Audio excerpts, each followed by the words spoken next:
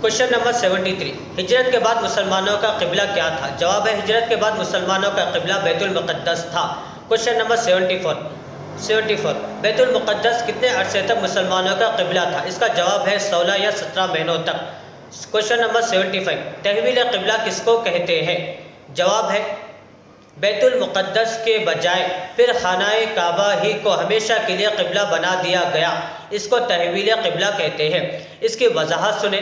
जब तक हुज़ूर सल्लल्लाहु अलैहि वसल्लम मक्के मुकर्रमा में थे तो खानाए काबा के ही को क़िबला मानते और वहीं पर ही मुँह कर कर नमाज़ पढ़ते, मगर जब हिजरत कर कर मदीना तशरीफ़ लाए तो यहाँ पर एक अल्लाह का हुक्म, एक वजूहात थे कि बैतुल मुक़द्दस की तरफ मुँह कर कर नमाज़ पढ़ा करते।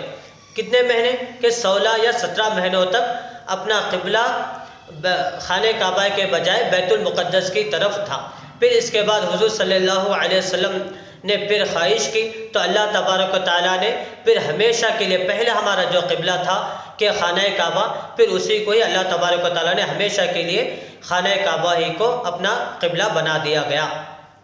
चंद वक्त के लिए बैतुल मुक़द्दस भी एक 16 या 17 महीनों तक ये भी एक क़िबला था। क्वेश्चन नंबर 76, मुसलमान और मुशरिकीन के दरमियान जंग का आगाज़ किस तरह हुआ? यानी मुसलमान और काफिरों के दरमियान जंग का जो स्टार्टिंग जंग हुई उसका रीज़न क्या है, उसका वजूहात क्या है? जवाब सुने।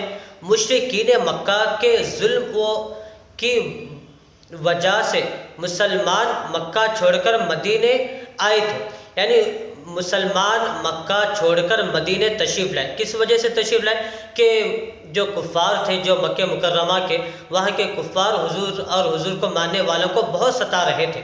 जब हुज़ूर सल्लल्लाहु अलैहि वसल्लम हिजरत कर कर मदीना आए, मगर अब भी मुशरिकीन ने मुसलमानों का पीछा नहीं छोड़ा और फ़ौज लेकर मुसलमान पर हमला करने के लिए मदीना आए, तो अल्लाह ताला ने मुसलमानों को भी उनसे जंग करने का हुक्म दिया।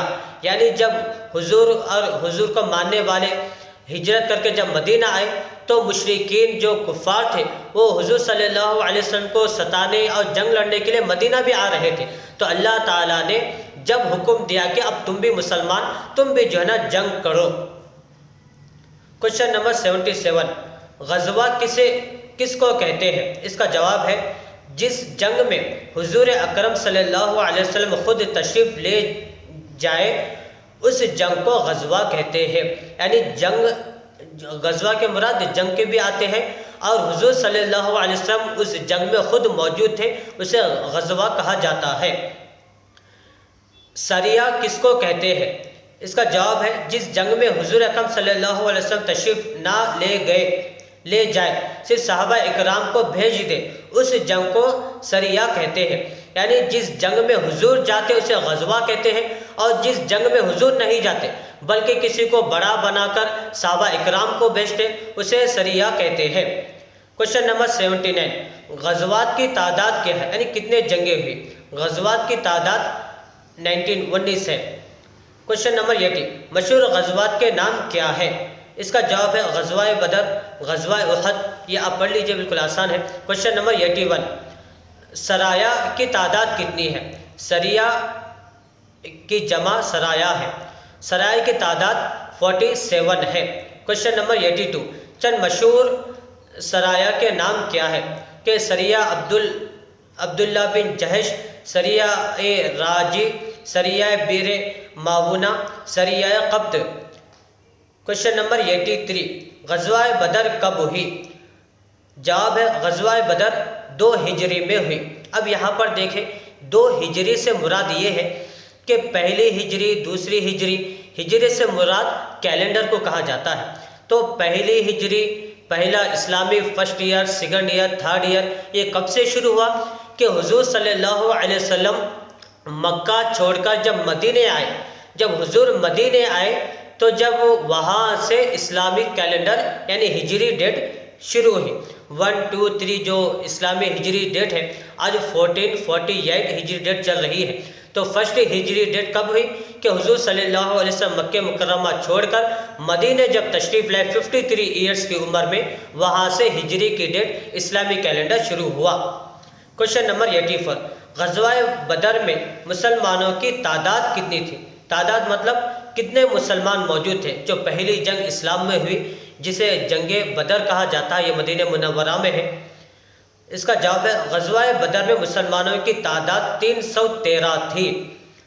کوشچن نمبر 85، غزوہ بدر میں مشرکین کی تعداد کتنی تھی؟ یعنی جو کفار تھے ان کی تعداد وہ کتنے تھے کہ 1000 تھے۔ کوشچن نمبر 86، غزوہ بدر میں کس کی فتح ہوئی؟ فتح مطلب کون کامیاب ہے؟ اس کا جواب ہے غزوہ بدر میں مسلمانوں کی فتح ہوئی۔ وہ ہم مسلمان 313 تھے اور مشرکین 1000 تھے، مگر پھر بھی اللہ تبارک و تعالیٰ نے ہمیں کامیابی عطا فرمائی کیونکہ ہم مسلمان تھے، ایمان والے تھے۔ کوشچن نمبر 87، غزوہ احد کب ہوئی؟ کہ غزوہ احد 3 ہجری میں ہوئی۔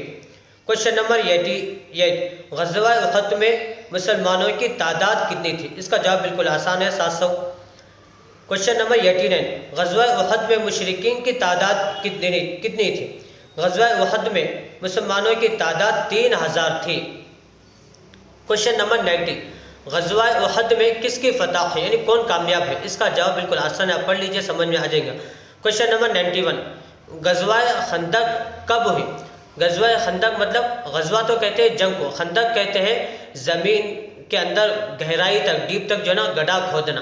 یہ گڈھا کھودنے کا بھی 1 مہینے تک صحابہ اکرام گڈھا کھودتے رہے۔ یہ بھی بہت بڑی ایک جنگ تھی جو 5 ہجری میں ہوئی۔ کوشچن نمبر 92، غزوہ خندق میں مسلمانوں کی تعداد کتنی تھی؟ 3000۔ غزوہ خندق میں مسلمان دشمن کی فوج کی تعداد کتنی تھی؟ اس کا جواب ہے کہ 10,000 کی فوج تھی۔ کس کی؟ دشمن کی۔ کوشچن نمبر 94، غزوہ خندق میں کس کی فتح ہے؟ اس کا جواب آپ پڑھ لیجئے۔ کوشچن نمبر 95، فتح مکہ کا واقعہ کب ہوا؟ فتح مکہ مطلب یعنی مسلمانوں کو پھر سے مکہ مکرمہ آنے کا شرف ہوا اور پھر سے مکہ مکرمہ اپنے ہینڈ اوور میں آ گیا، سارے مسلمان مکہ مکرمہ آئے پھر۔ اس کا جواب فتح مکہ کا واقعہ 8 ہجری میں ہوا۔ فتح مکہ کے لیے حضور کتنے ہزار کا لشکر لے کر مکہ مکرمہ کی طرف روانہ ہوئے؟ اس کا جواب ہے 10,000 کا لشکر لے کر، یعنی 10,000 صحابہ اکرام 10,000 کو لوگ کو لے کر۔ کوشچن نمبر 97، فتح مکہ کے بعد حضور اکرم صلی اللہ علیہ وسلم نے مشرکین مکہ کے ساتھ کیا سلوک کیا؟ یعنی جب فتح مکہ، جب مکہ مکرمہ ہمارے ہینڈ اوور میں آ گیا تو حضور صلی اللہ علیہ وسلم نے ان لوگوں کے ساتھ کیا سلوک کیا؟ حضور صلی اللہ علیہ وسلم نے ان کو معاف فرما دیا۔ کوشچن نمبر 98، فتح مکہ کی وجہ سے ملک عرب میں کیا انقلاب آیا؟ کیا انقلاب مطلب کیا چینجز ہے؟ جب مسلمان مکہ مکرمہ کو فتح کر چکے تھے تو کیا چینجز ہے؟ کہ اس کا جواب ہے فتح مکہ کی وجہ سے عرب میں اسلام کا حق ہونا سب پر ظاہر ہو گیا اور عرب کے لوگ تیزی سے اسلام قبول کرنے لگے۔ کوشچن نمبر 99، حجۃ الوداع کس کو کہتے ہیں؟ جواب ہے ہجرت کے بعد 10 ہجری میں حضور اکرم صلی اللہ علیہ وسلم نے حج ادا فرمایا اور یہی حج کو آخری حج تھا، اسی حج کو حجۃ الوداع کہا جاتا ہے۔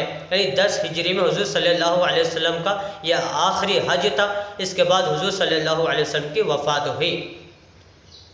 کوشچن نمبر 100، حضور اکرم صلی اللہ علیہ وسلم دنیا سے کب تشریف لے گئے؟ اس کا جواب ہے 10 ہجری میں، حضور ربیع الاول کے مہینے میں۔ کوشچن نمبر 101، حضور اکرم صلی اللہ علیہ وسلم کی تجہیز و تدفین کرنے کی سعادت کس کو ملی؟ تجہیز و تدفین سے مراد کہ حضور صلی اللہ علیہ وسلم کا جب وصال ہوا، دنیا سے رخصت لے گئے، تو حضور صلی اللہ علیہ وسلم کو کفن پہنانا اور قبر مبارک کھودنا، یہ سارا پروسیس کس نے کیا؟